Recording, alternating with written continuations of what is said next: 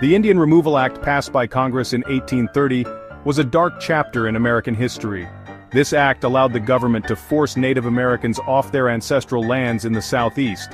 The goal was to open these lands for white settlement, driven by the desire for more land for farming and the discovery of gold. President Andrew Jackson, a strong supporter of westward expansion, quickly signed the act into law. This act became a key part of his presidency and set the stage for the forced removal of thousands of Native Americans. The act primarily targeted the 5 civilized tribes: the Cherokee, Chickasaw, Choctaw, Creek, and Seminole. These tribes had adopted European customs and were living peacefully in established villages and farms.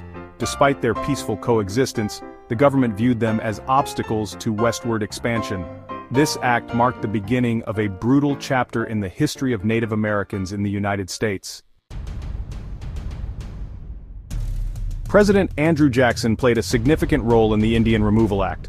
A war hero known for his tough stance against Native Americans, he believed that white settlers had a right to the land. Jackson disregarded existing treaties with Native American tribes. He argued that the removal was in their best interest, claiming it would protect them from conflict with white settlers. His administration used intimidation and coercion to pressure tribes into signing removal treaties. These treaties often offered small payments for vast territories and promised safe passage to new lands west of the Mississippi River. Jackson's actions faced opposition from some members of Congress and religious groups who considered the Removal Act unjust and cruel.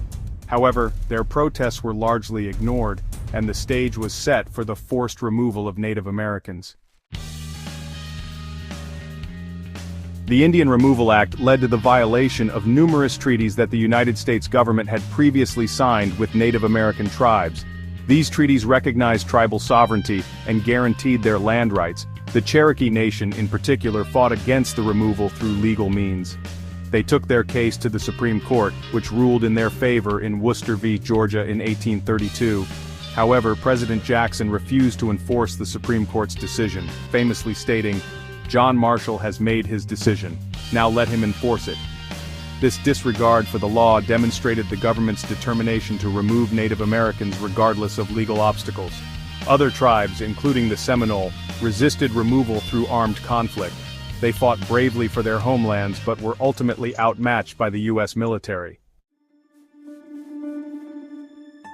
The forced removal of Native Americans, primarily from 1830 to 1850, resulted in devastating consequences. The journey west, often made on foot with limited supplies, became known as the Trail of Tears. Thousands of